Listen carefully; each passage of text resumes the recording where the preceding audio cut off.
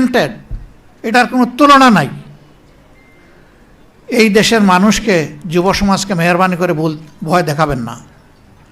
জুলাই যোদ্ধাদের উপর আক্রমণ হচ্ছে বিভিন্ন জায়গায়, আমাদের উপর আক্রমণ হচ্ছে। দোষ আমাদের একটাই যে আমরা অন্যায়ের বিরুদ্ধে কথা বলতেছি। আক্রমণ করেন, অসুবিধা নাই। করতে করতে কে কোথায় যে পালায় আর ডুবে আল্লাহ তাআলা ভালো জানে। কিন্তু আমরা যা বলার জাতির অধিকারের জন্য আমরা বলেই যাব, আমাদের মুখ কেউ বন্ধ করতে পারবে না। আমি আপনাদের কাছে প্রিয় সংগঠনের পক্ষ থেকে গভীর কৃতজ্ঞতা জ্ঞাপন করছি। শহীদ পরিবারের যারা এসেছেন, জুলাই যোদ্ধা যারা এসেছেন, সম্মানিত অতিথিবৃন্দ আমাদের দাওয়াত কবুল করে এসেছেন, আল্লাহ তাআলা আপনাদেরকে উচ্চ মর্যাদা দান করুন। আমাদের প্রিয় শহীদদেরকে আল্লাহ তাআলা মুহাক্কিক শহীদদের তালিকায় অন্তর্ভুক্ত করুন। তাদের পরিবারকে আল্লাহ তাআলা ধৈর্য ধরার তৌফিক দান করুন। সারা বাংলাদেশে আল্লাহ তাআলা গড়ে গড়ে সেই রকম বীর তৈরি করে দিন। বীরদের আকাঙ্ক্ষা পয়দা হলে এই জাতি হবে বীরের জাতি, আর বীরদের আকাঙ্ক্ষা পদদলিত হলে এই জাতি হবে গুলামের জাতি।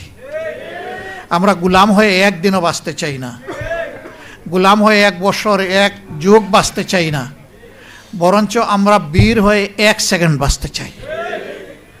আল্লাহ তাআলা যেন সেই তৌফিক আমাদেরকে দান করেন। সম্মানিত বন্ধুগণ, নামাজের যেহেতু সময় হয়ে গেছে, কথা আমি আর বাড়ালাম না।